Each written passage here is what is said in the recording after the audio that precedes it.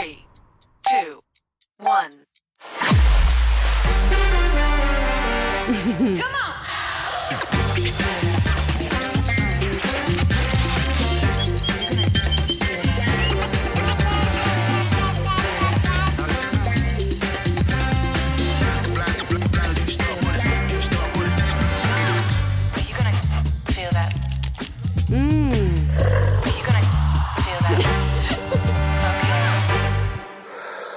Bonjour et merci à chacun d'entre vous d'être là pour cette conférence échange sur les startups de la bio, comment se faire une place sur le marché bio. Je suis Claire Dimier-Vallée, je travaille au Synabio et à la Maison de la Bio. Et au Synabio, on a la chance d'animer un groupe de jeunes entreprises de la bio. On a 25 adhérents parmi nos 220 entreprises adhérentes qui sont ce qu'on appelle des jeunes pousses, des entreprises qui ont moins de 5 ans d'existence et qui font moins d'1 million de chiffre d'affaires en bio. J'ai la chance d'être accompagnée de Maxime Laurent de la société In Extremis et de Christophe Audouin de BioHello qui vont témoigner ici de leur expérience d'entreprise qui démarre sur ce marché. On n'est pas très nombreux, c'est la fin du salon, on va échanger tranquillement et surtout prendre du temps si vous avez des questions à l'issue de nos présentations sur cet accès au marché. Maxime, est-ce que tu veux bien te présenter, nous dire qui tu es, quelques mots sur In Extremis et puis pourquoi tu es là à Natexpo?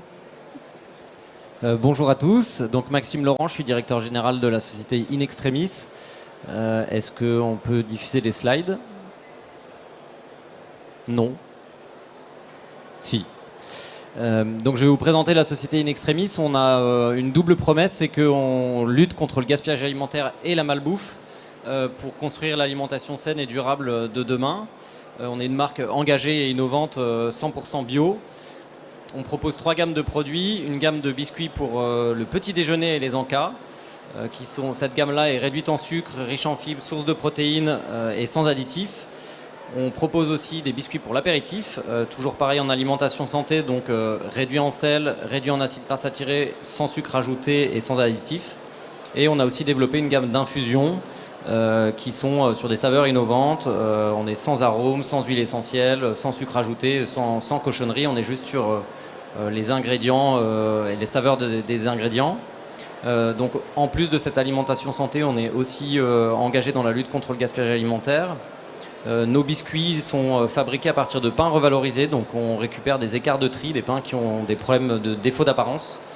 Et donc on récupère ces pains-là et on les transforme en farine et ça vient remplacer la farine de blé dans la confection de nos biscuits. Et sur nos infusions, on va revaloriser la cosse de cacao ou le marc de pomme pour en faire des infusions et remplacer un chocolat chaud sucré ou un thé glacé. Merci beaucoup. Et qu'est-ce que tu es venu faire ici? Alors à Natexpo, on est venu pour rencontrer nos distributeurs, pour présenter notre démarche, parce qu'on est encore une jeune entreprise. Et donc on a besoin de se faire connaître, de faire goûter nos produits et que les magasins bio principalement aient envie de nous référencer. Magasins bio, épicerie, vrac évidemment, et restauration collective. On aimerait aussi être présent dans ce secteur. Merci beaucoup. Christophe, est-ce que tu veux bien faire le même exercice, te présenter ton entreprise et tes produits et dire ce que tu es venu faire ici, à part récolter des prix par milliers? Oui, bonjour à tous. Donc moi je suis Christophe Audouin, je suis cofondateur de BioHello. On a eu l'idée de ce projet avec mon associé Jean-Guillaume, tout simplement en faisant le constat, tout à l'heure on en parlait d'ailleurs, des 2 gros cailloux dans la chaussure qu'a l'industrie laitière en France. C'est d'un côté la rémunération des éleveurs, et notamment en élevage laitier bio, et de l'autre l'utilisation excessive de plastique. Sur la partie éleveur, le gros sujet pour la rémunération et la création de valeur, c'est juste de faire en sorte, dans 10 ans, d'avoir encore des fermes laitières bio durables et pas des usines à lait, comme potentiellement on pourrait l'avoir si on n'arrive pas à trouver des sujets de structuration de filières. Et puis de l'autre côté, le plastique, on en parle moins que les bouteilles d'eau minérale, mais je vous donne un petit chiffre qui est très intéressant. L'industrie laitière en yaourt, c'est 2 500 000 tonnes de yaourt vendus par an en France, sachant que l'emballage pèse, allez, on va faire simple, à peu près 10% du poids total. Donc c'est 250 000 tonnes de plastique non recyclable la plupart du temps puisqu'on est sur du PS qui part dans la nature et, voilà, et qui pollue. Donc on a vraiment deux sujets et on a monté cette aventure-là pour justement essayer d'avancer sur ces deux sujets, aider des éleveurs laitiers bio à se lancer dans une aventure de transformation en leur proposant une micro-laiterie très très sophistiquée et performante qui commence à tutoyer les niveaux de performance de la grande industrie agroalimentaire et laitière. Et puis derrière, s'ils le souhaitent, un accompagnement sur la commercialisation. Et si on est présent sur Natexpo cette année, comme les éditions précédentes, c'est justement pour pouvoir évidemment rencontrer des partenaires, des clients, notre écosystème, et porter le projet de nos éleveurs et développer la commercialisation tant en libre service qu'en restauration commerciale ou en restauration collective. Merci beaucoup. Donc vous êtes tous les deux lancés récemment sur le marché bio. Toi, Maxime, en débarquant d'ailleurs. Toi, Christophe, en connaissant le secteur et le marché de ton parcours professionnel. Est-ce que vous pouvez en quelques mots, peut-être en commençant par toi, Christophe, raconter comment ça s'est passé, ton arrivée avec BioHello sur le marché bio, quel accueil tu as reçu au démarrage? Ouais, alors en fait, même quand on est un peu expérimenté comme moi et qu'on a travaillé 30 ans dans l'industrie laitière et dans des grosses entreprises, se lancer comme jeune, vieux entrepreneur, c'est quand même une aventure et c'est très compliqué. J'ai eu cette chance-là, c'est que j'ai réussi avec mon associé Jean-Guillaume à incuber ce projet d'entrepreneuriat au sein de mon groupe dans lequel je travaillais. Ça a été accepté. On a pu faire ça 2 ans, finalement être incubé au sein de Danone, hein, puisque c'était chez Danone qu'on travaillait. Et on a pu du coup faire décoller le projet. Mais malgré tout, quand on s'est lancé dans le grand bain et tout seul, en sortant de cette grande entreprise, on a affronté des difficultés d'entrepreneurs classiques.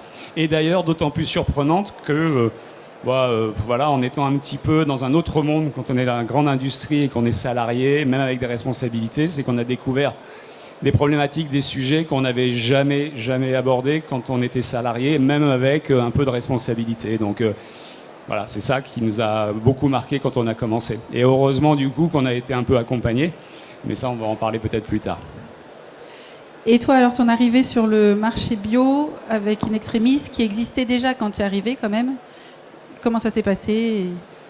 Alors moi je connaissais pas du tout le secteur du monde de la bio et de tous ses rouages, donc j'ai rejoint l'aventure In Extremis 2 ans après la création de la société et on a maintenant une société de 4 ans, ça fait 4 ans qu'on a été créé et donc Mariette, mon associé, si vous voulez aller goûter les biscuits, est présente sur son stand là-bas.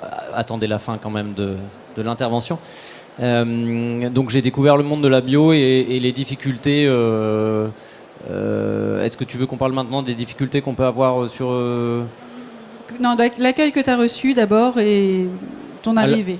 L'accueil, c'est qu'on est une jeune start-up, on n'est clairement pas attendu. Il y a des gros qui ont déjà plein de places dans les rayons. Et quand vous êtes une jeune start-up, on ne vous attend pas et on n'a surtout pas envie de vous écouter, pour la faire court.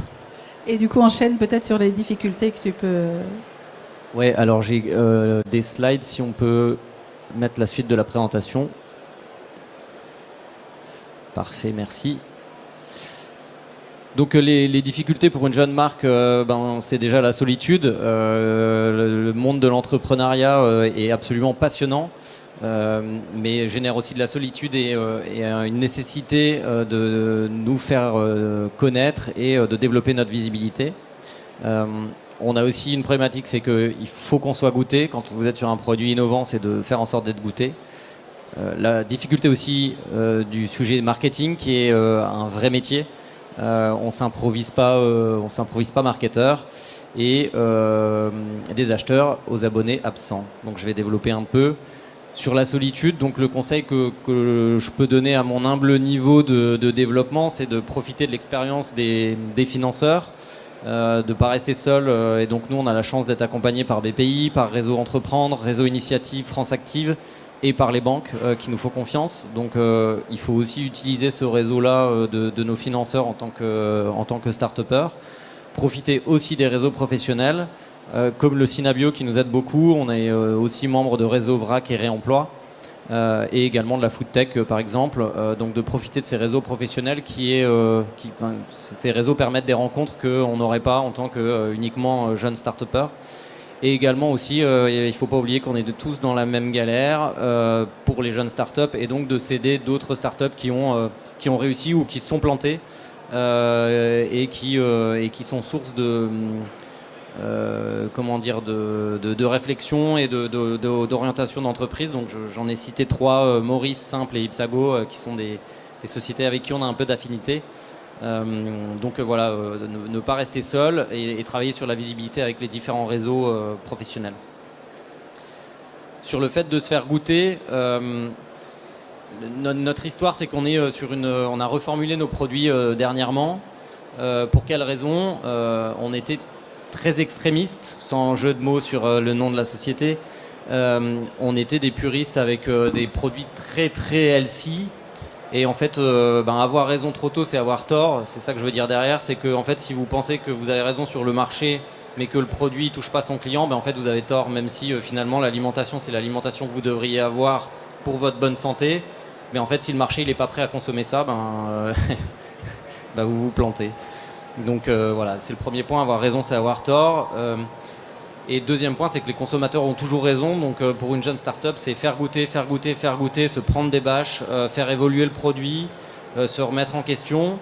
Donc les consommateurs ont toujours raison, mais pas forcément, parce que aussi quand on est start-upper, on a l'ambition de démocratiser aussi une nouvelle alimentation et d'orienter le consommateur à consommer autrement et à manger autrement. Et si les jeunes start-up innovantes ne le font pas, c'est malheureusement pas les grands groupes qui vont le faire.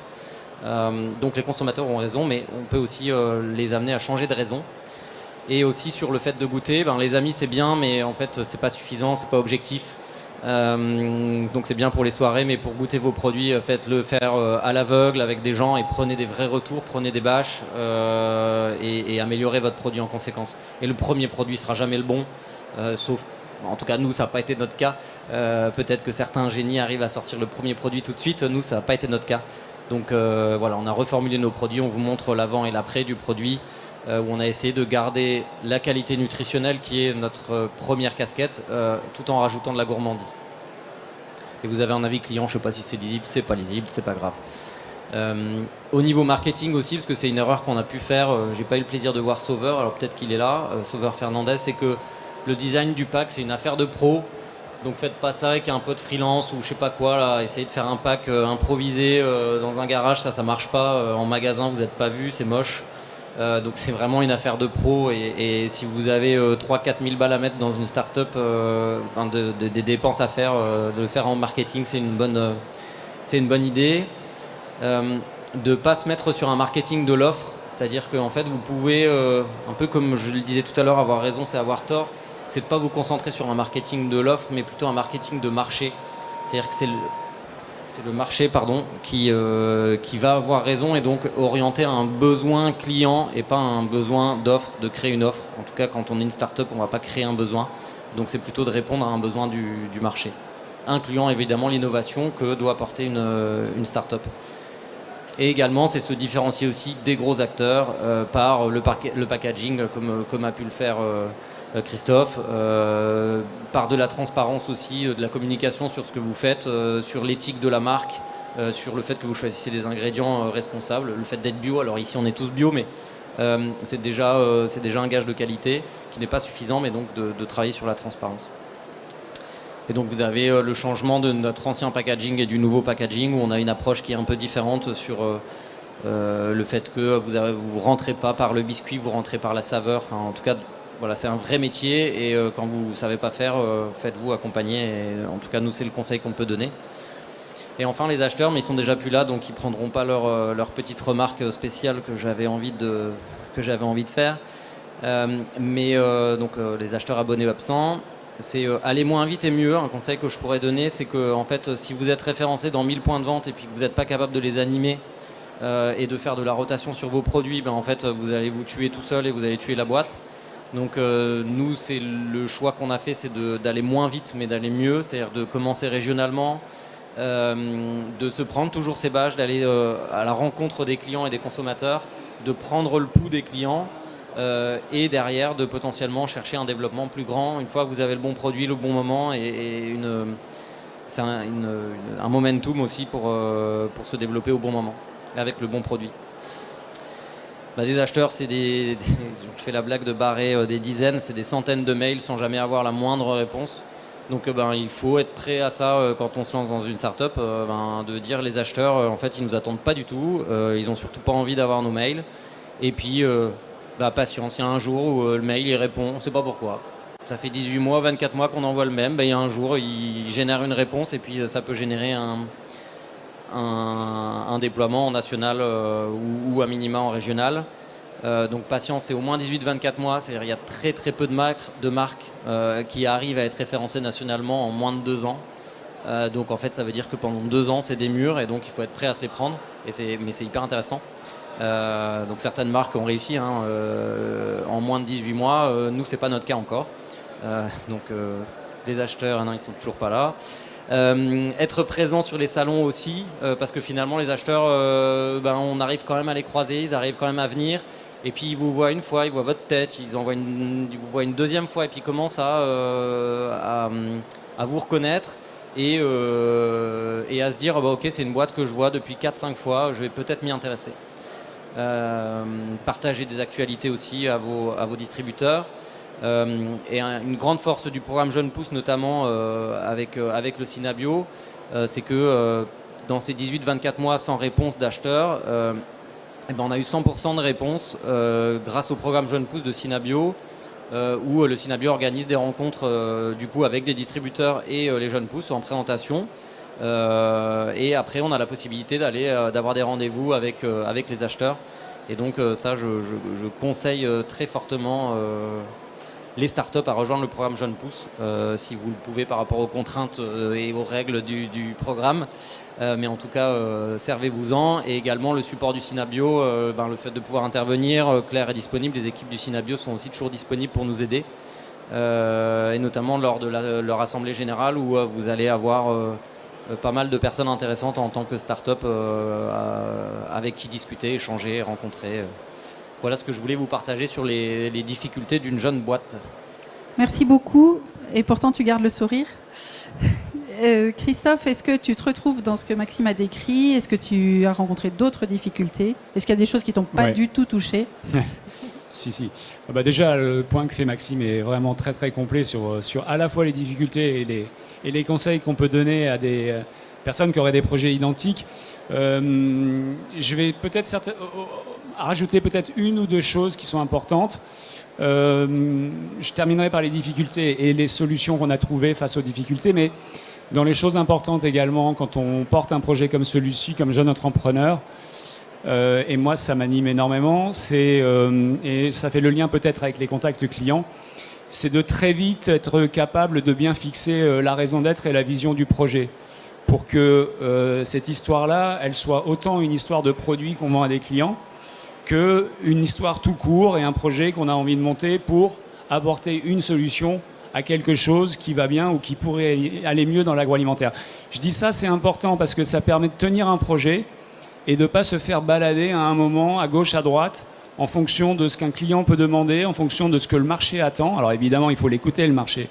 Mais à la fin, avoir une vision et une raison d'être, c'est être certain d'aller 5 ans après, là où on voulait aller au début. Ça nous empêche, on peut la changer, mais en attendant, il faut avoir cette boussole très très tôt, parce que quand on est entrepreneur, que le temps c'est de l'argent, que l'argent file très très vite, on peut vite se retrouver à faire des choix qui peuvent être des choix à court terme très importants pour la boîte, mais qui peuvent complètement nous éloigner de ce pourquoi on voulait faire le projet 2 ans avant. Donc ça, c'est vraiment un truc important. Alors ça ne fait pas vendre un biscuit ou un pot de yaourt en plus, mais en attendant, ça tient la boussole. L'autre conseil, tu en as un peu parlé, c'est d'être entouré. Moi, je ne suis pas jeune entrepreneur, j'ai eu une expérience, mais en attendant, très vite, au bout de 6 mois, j'ai ressenti un énorme vide sur le réseau, sur toutes les informations extrêmement expertes que j'avais quand j'étais dans ma grande entreprise, que ce soit sur de la data, que ce soit sur du réglementaire, que ce soit sur du légal, que ce soit sur tout un tas de sujets importants pour diriger une entreprise, je l'ai petit à petit perdu. Et ça m'a manqué. Donc il faut trouver des solutions pour être enrichi de tout ça pour pouvoir continuer à piloter son entreprise avec beaucoup de précision, de performance et donc de succès. Et du coup, ça fait partie des difficultés que nous, on a affrontées en quittant, alors que pourtant, on était tous les deux très seniors et très expérimentés. Et le fait d'être évidemment au Synabio, accompagné en jeunes pousses, mais également sur tous les autres services, ça nous a, nous aussi, tout en étant très seniors, beaucoup aidé. Je donne quelques exemples. Alors évidemment, sur la mise en relation avec les clients, c'est peut-être pas là-dessus qu'on a eu le plus de difficultés, parce qu'on connaissait quand même pas mal de monde. Mais ceci dit, je réagis aussi, c'est bien d'avoir ça devant moi, comme ça me donne du rebond. Mais les centaines de mails envoyés à des clients, moi, avec mes commerciaux, je leur dis, vous oubliez cette histoire-là, je ne veux pas en entendre parler. Je veux que vous ayez un contact qualitatif avec chacun de vos acheteurs, de vos clients. Et s'il y en a 50 fois moins, c'est pas grave. Parce qu'un très bon contact qualitatif avec un client, avec une histoire qu'on raconte et ce pourquoi on fait le projet, derrière c'est de l'impact au sein du client, c'est un rebond sur d'autres clients et on agrandit comme ça doucement le réseau. C'est 10 fois plus performant que d'envoyer des mails qui effectivement ne servent à rien. Voilà. Donc ça c'est un autre point. L'accompagnement du Synabio Jeune Pousse, c'est beaucoup entre autres de la mise en relation avec des clients et c'est génial. Mais au sein du Synabio, il y a d'autres, évidemment, services qui sont proposés à des jeunes entrepreneurs ou même à des entreprises qui sont ultra importants pour nous. Je pense notamment à l'Observatoire des négos, par exemple. Je pense à toute la partie réglementaire et légale, que ce soit évidemment sur le cahier des charges en agriculture biologique, mais aussi sur toutes les contraintes réglementaires liées à la relation commerciale. Egalim, par exemple. Typiquement, pourtant moi je suis quand même un expert, j'ai été directeur commercial pendant quasiment 10 ans chez Danone, et Egalim ça périme très très vite. Et si on n'a pas la chance d'avoir à côté de nous du conseil, comme on l'a au Synabio, au bout d'un moment on a des conditions générales de vente qui sont caduques et ça ne marche plus. Heureusement que j'ai eu le Synabio pour ça notamment. C'est 2 exemples. Merci beaucoup Christophe, merci à tous les deux. Le Synabio, c'est aussi un endroit où on se fait engueuler quelquefois parce que le programme Jeune Pousse, c'est aussi l'occasion d'avoir des webinaires décryptage du marché. Et Maxime, tu étais le cas d'école du dernier webinaire qu'on a organisé avec Émilie Mayer et Bernard Ollier. Et tu as exposé ton cas, on avait préparé ça ensemble. Et Bernard Ollier t'a dit « Oui, on sait très bien d'être premier de la classe, mais c'est pas comme ça qu'on vend des produits. » Et je me suis dit, oh là là, mais c'est horrible, il est sympa, il se met tout nu devant tout le monde et il se prend ça. Et finalement, tu peux peut-être raconter que ça t'a peut-être fait gloup sur le coup, mais je suis même pas sûre, et que ça donne des suites intéressantes. Oui, bien sûr.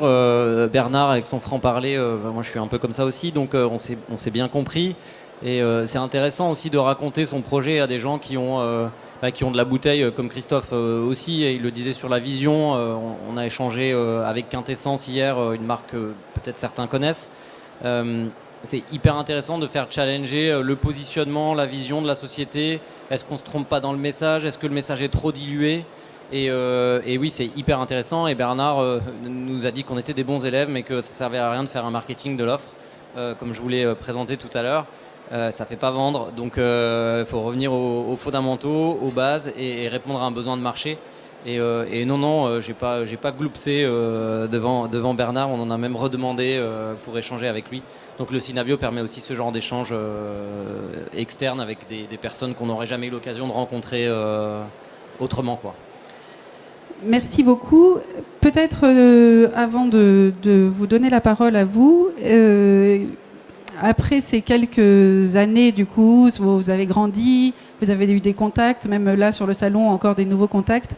Qu'est-ce que vous retenez de votre expert, de vos 2 ou 3 premières années d'entreprise? Qu'est-ce que vous donneriez comme conseil à une entreprise qui veut se lancer sur le marché de la bio?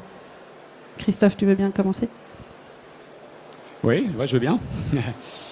Moi, quand j'ai quitté et que j'ai tout de suite basculé à 100% sur ma nouvelle vie d'entrepreneur, de jeune entrepreneur, j'ai regretté quelques mois après avoir attaqué de ne pas avoir coupé un tout petit peu après de nombreuses années bien actives chez Danone. Et c'est une façon de dire qu'il faut être en forme, il faut être capable d'écouter un tout petit peu aussi son corps et être capable de se reposer à des moments parce qu'on ne s'en rend pas compte quand on est dans des entreprises comme ça et dans des projets comme cela. On se fait vite prendre par l'histoire et à un moment on se retourne et on se dit mais je suis cuit et je n'arrive plus à rien. Et il y a beaucoup de burn-out et de souffrance chez les jeunes entrepreneurs, et je suis un jeune entrepreneur aussi, donc à 57 ans, c'est encore plus compliqué. Donc voilà, ça c'est le premier conseil. Le deuxième, c'est effectivement d'être super bien entouré. Tout à l'heure, j'en ai pas parlé également dans les tips. Essayez, que ce soit pour vous faire financer ou pas, mais essayez de rentrer dans des incubateurs qui sont adaptés à votre écosystème, dont vous savez qu'ils vont vous donner des bons conseils et pas des mauvais. Parce que voilà, les incubateurs servent aussi à ça. Vous allez côtoyer des entrepreneurs, vous allez avoir des super conseils, vous allez pouvoir travailler et être moins seul. Donc ça, c'est le troisième projet. Enfin, la deuxième idée, pardon. Deuxième conseil. Et puis, le troisième, encore une fois, c'est d'être sur ses valeurs et sur sa vision pour mener un projet entrepreneurial qui évidemment aussi est un projet commercial, mais qui est avant tout un projet qui change quelque chose. Et dans la bio, on peut faire plein de trucs. Et on peut notamment innover. Et innover dans la bio en ce moment, je pense que c'est important. Et que ce soit sur de la recette, mais que ce soit aussi, pourquoi pas, sur de l'emballage et du packaging, comme on le fait. Super. Merci beaucoup, Maxime. Que dire de plus après ces talentueux conseils de Christophe. Non, je vais juste rebondir sur le fait de se faire entourer. Moi, j'ai la chance d'avoir une associée, donc en fait, quand vous en chiez tous les jours, c'est aussi cool d'être 2 ou 3 ou plus. Et choisissez bien aussi votre associé si jamais vous partez dans une association à plusieurs personnes. C'est que l'aventure sera longue, sera dure, ça sera pas tous les jours facile. Et donc forcément, il faut qu'il y ait une association qui coule de source. Et nous, ça a été notre cas, ça a été la chance que j'ai eue de rencontrer Marie et de pouvoir m'associer avec. Et c'est vrai que c'est important, et donc de s'entourer, que ça soit en interne ou en externe. Voilà, je n'ai pas plus de conseils que ça, et j'avais développé les autres avant. Très bien. Merci beaucoup à tous les deux. Est-ce que parmi vous, il y a des gens qui ont des questions, des projets que vous avez envie de partager ?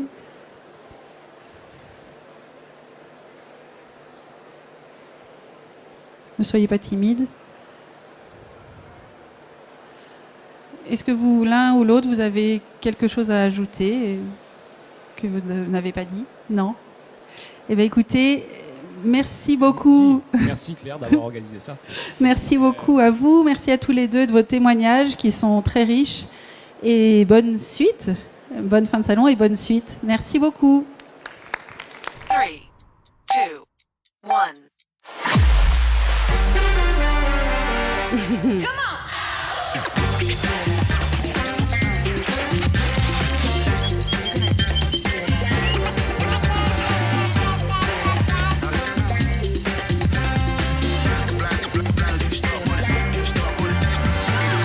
Are you gonna feel that?